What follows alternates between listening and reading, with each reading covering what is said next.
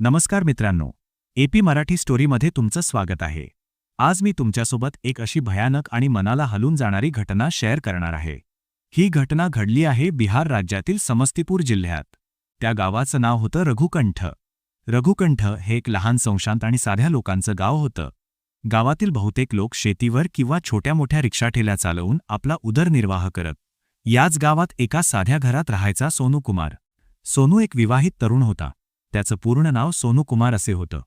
तो फार शिकलेला नव्हता, पण मेहनती होता. त्याला 2 छोटी छोटी मुलं होती. मुलगा अजून लहान होता आणि मुलगी शाळेत जात असे. तो ऑटो रिक्षा चालवून पोट भरायचा. सकाळी लवकर उठून तो रिक्षा धुतो, इंधन भरतो आणि गावातून लोकांना बाजारा स्टेशनवर न्यायला निघत असे. संध्याकाळीच तो घरी परतत असे. त्याचं कुटुंब साधवूनसुद्धा होतं. तिची पत्नी स्मिताचा घरकाम करायची. स्मिता देखील साधी स्त्री होती. ती घराची काळजी घेत असे, मुलांना तयार करून शाळेत पाठवत असे आणि संध्याकाळी स्वयंपाक करत असे. दोघांचे लग्न झालं होतं 6 वर्षांपूर्वी. लग्नानंतर सुरुवातीपासूनच दोघांमध्ये मतभेद होते. स्मिता आपल्या मायाला जाण्याचा आग्रह करायची. तिचं माहेर जवळच्या गावात होतं. सोनू याला विरोध करायचा. याचे कारण असे की माहेर जायला गेल्यावर स्मिता बराच काळ तिथेच राहायची.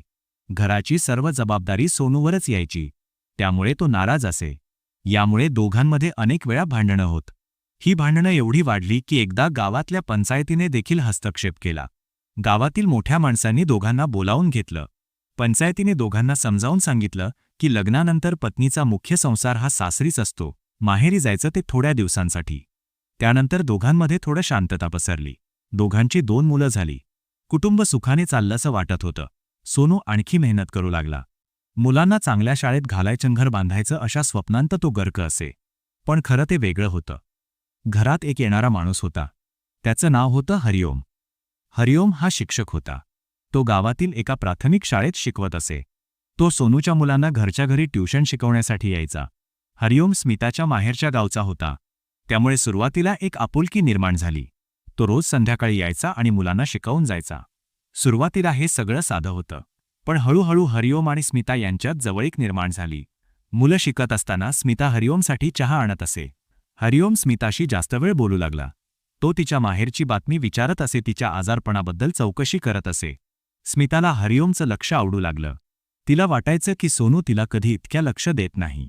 सोनू फक्त कमाईच्या विचारात असायचा. एक दिवस असं घडलं की सोनू कुठेतरी गेला होता. त्याला शहरात काही काम होतं. घरात फक्त स्मिता आणि हरिओम होते. मुलं शेजारच्या घरी खेळायला गेली होती. त्यावेळी दोघांच्या वर्तनात काहीतरी अनैसर्गिकता सोनूच्या वडिलांना जाणवली. सोनूचे वडील जुने अनुभवी माणूस होते. त्यांनी हरिओम आणि स्मिता एकमेकांकडे पाहताना पाहिलं. बोलण्याच्या पद्धतीत काहीतरी चुकीचं होतंय असं त्यांना वाटलं. पण त्यांनी काही बोललं नाही. ते मनातल्या मनातच अस्वस्थ झाले. पण एक दिवस सोनू स्वतः त्यांच्यावर पडला. सोनू रिक्षा चालवून घरी आला. तो एका अनपेक्षित दृश्याला सामोरा गेला. तो दिवस सुट्टीचा होता. हरिओम सकाळीच आला होता आणि मुलांना शिकवत होता. सोनूने अचानक काम संपवून लवकर घरी येण्याचं ठरवलं. तो घरात शिरला. तो हरिओम आणि स्मिता रसोईघरात एकत्र उभे होते. त्याने स्मिता आणि हरिओमला एकत्र पाहिलं. ते दोघे अशा अवस्थेत होते की पाहून सोनूला खूप राग आला. त्याच्या डोळ्यांसमोर अंधार पसरला. त्याने हरिओमला धरलं आणि मारहाण सुरू केली. तू माझ्या घरात काय करतोस? तुझीही छेडखानी चालतीये, असे ओरडत सोनूने हरिओमला मुक्के मारले. हरिओम घाबरून गेला. पुढे कधीही माझ्या घरी पाऊल ठेवू नकोस, असं सोनूने हरिओमला धमकावलं. हरिओम काहीही न बोलता घाबरून पळून गेला. त्यानंतर काही दिवस शांतता होती. सोनूने स्मिताला सांगितलं की हरिओमला आता ट्युशनसाठी येऊ देणार नाही. मुलांना दुसरा टीचर शोधायचा आहे. स्मिता मनात रागावली. पण हरिओम आणि स्मिताचे संबंध तुटले नव्हते. ते गुपचूप एकमेकांशी संपर्क साधत होते. स्मिता बाजारात जाताना हरिओमला फोन करत असे. हरिओमने स्मिताला एक गुप्त मोबाईल नंबर दिला होता. त्या नंबरवर ते बोलत असत. सोनू रोज रिक्षा चालवून संध्याकाळी घरी यायचा. तो काही वेळा दारू पिऊन यायचा. तणाव आणि संशयामुळे त्याचा दारूचं व्यसन वाढत होतं. दारूच्या नशेत तो स्मितावर रागावायचा. तू त्याच्याशी बोलतेस मला माहीत आहे, असे म्हणत तो तिला मारहाण करायचा. यामुळे स्मिताचा राग आणि वाढत होता. तिला वाटायचं की हरिओम तिला प्रेमाने वागवतो, तिची काळजी घेतो, पण सोनू फक्त मारतो आणि संशय घेतो. तिच्या मनात सोनू विरुद्ध द्वेष रुजू लागला. हरिओमनेही स्मिताच्या कानात शह दिली. एक दिवस फोनवर तो म्हणाला, या माणसाला जगातून दूर केलं पाहिजे. मग आपण दोघे सुखाने राहू शकू. तुझी मुलं पण आपण सांभाळू. हा माणूस तुला आणि मुलांना सुख देणार नाही.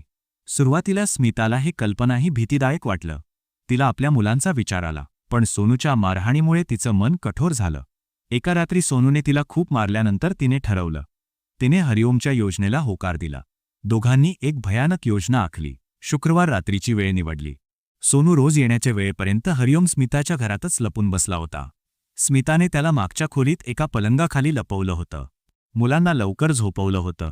रात्री 12 वाजता सोनू दारू पिऊन घरी आला. तो थकल्यामुळे लगेच झोपला. त्याला काहीही कल्पना नव्हती की त्याच्या स्वतःच्या घरात त्याच्यासाठी काय थांबलंय. सोनू झोपल्यानंतर हरिओम बाहेर आला. स्मिता पण त्याच्याबरोबर होती. दोघांनी सोनूवर हल्ला करण्याची तयारी केली. पण सोनू जागा झाला. तो झोपेतून उठला आणि दोघांना पाहिलं. त्याच्या डोळ्यांत भय आणि राग दिसला. लगेच भांडण सुरू झालं.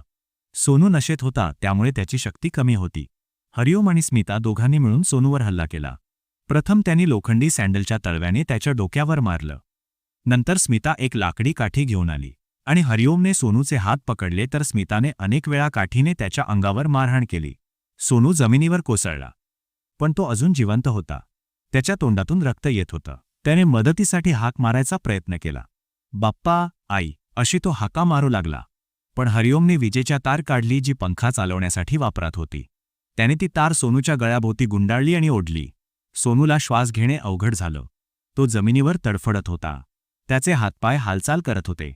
त्याची नजर स्मिताकडे होती, जणू काय तो विचार करत होता, हे तूच का करतेस? त्याची हालचाल पूर्ण थांबली. पण त्याची खात्री करण्यासाठी हरिओमने प्लग पुन्हा एकदा लावून शॉक दिला. अशा प्रकारे सोनू कुमारची त्याच्या स्वतःच्या घरातच त्याच्या पत्नी आणि तिच्या प्रियकराच्या हातून क्रूर हत्या झाली. हत्या केल्यानंतर हरिओम आणि स्मिता यांनी एक भयानक आणि अमानुष कृत्य केलं. सोनूचा मृतदेह जमिनीवर पडलेला असताना रक्तात बुडालेला असताना दोघांनी त्या खोलीतच शारीरिक संबंध ठेवले. हे कृत्य इतके भयानक होते की सांगितलं तर विश्वास बसत नाही. मानवी मन किती विकृत होऊ शकतं याची ही जिवंत मिसाल होती. नंतर हरिओम तिथून पळून गेला. त्याने स्मिताला सांगितलं, आता तू रडारडा कर. मी दूरच्या नातेवाईकाकडे जातो. कुणी संशय घेणार नाही. स्मिता मात्र घरातच राहिली. तिने एक नाटक सुरू केलं. सकाळी तिने आरडाओरडा सुरू केला. अरे सोनू, विजेच्या शॉकने मेला उठा सगळे, अशी ती ओरडू लागली. तिच्या ओरडण्याचा आवाज ऐकून सोनूचे आईवडील शेजारी धावत आले. त्यांनी सोनूचा मृतदेह पाहिला. शरीरावर मारहाणीचे खूप निशाण होते. डोक्यावर जखमा होत्या. गळ्यावर तारेच्या फणीचे निशाण होते. रक्त जमिनीवर पसरलेलं होतं. सोनूच्या वडिलांच्या मनात लगेच संशय आला. त्यांनी स्मिताकडे पाहिलं. तिच्या डोळ्यांत खरं दुःख नव्हतं, एक प्रकारचं नाटक होतं. त्यांनी लगेच पोलिसांना बोलावलं. पोलीस आले आणि त्यांनी स्मिताची चौकशी सुरू केली. सुरुवातीला स्मिता नाटक करत राहिली. ती म्हणाली, सोनू दारू पिऊन आला होता. त्याने माझ्याशी भांडण केलं. मग तो झोपला. सकाळी मी उठून बघितलं, तो मेलेला होता. कदाचित विजेचा शॉक लागला असेल. त्याने पंख्याची तार बदलायचा प्रयत्न केला असावा. पण पोलिसांनी शरीर तपासलं. मारहाणीचे खूप निशाण होते. ही प्रकृती विजेच्या शॉकने मरणाची नव्हती. त्यांच्या अनुभवी डोळ्यांना हे लगेच कळलं. पोलिसांनी स्मिताला कडक चौकशी केली. शेवटी स्मिताचा बचाव खोटा ठरला. पोलिसांच्या वारंवार विचारापुढे तिला पोलीस चौकशीत कबुली द्यावी लागली. तिने सांगितलं की हरिओमबरोबर तिचे प्रेमसंबंध होते आणि सोनूचा अडथळा दूर करण्यासाठी दोघांनीही हत्या केली. तिने सगळी योजना सांगितली. पोलिसांनी हरिओमचा पत्ता लावला. हरिओम लपत छपत होता. तो शहरात एका नातेवाईकाच्या घरी दडून बसला होता. पण पोलिसांनी त्याच्या मोबाईल कॉल रेकॉर्ड तपासले आणि त्याचा पत्ता लावला. त्याला अचानक छापा टाकून धरलं. आता दोघांविरुद्ध खटला चालू आहे. सोनूची 2 मुलं आता आजोबा आजीकडे आहेत. त्यांचं संपूर्ण भविष्य धोक्यात आलं आहे. ती मुलं आईला विचारतात, आई कुठे आहे? बाबा कुठे गेले? त्यांना कोणी उत्तर देत नाही. एक आनंदी कुटुंब धुळीला मिळालं. प्रेमाच्या नावाखाली केलेल्या वासनेने एका संसाराचा नाश केला. अशी ही एक भयानक घटना संपली. तुमच्या मनात काय विचार आहेत ते कमेंट करून नक्की सांगा. अशा प्रकारच्या क्रूर घटना का घडतात? माणसाचं मन इतकं विकृत कसं होऊ शकतं याचा विचार करणं गरजेचं आहे. चॅनल सबस्क्राईब करा आणि बेल आयकॉन दाबायला विसरू नका. पुढच्या व्हिडिओमध्ये आणखी एक धक्कादायक सत्य घटना घेऊन येईन. तोपर्यंत काळजी घ्या. सुरक्षित रहा. धन्यवाद. जय हिंद.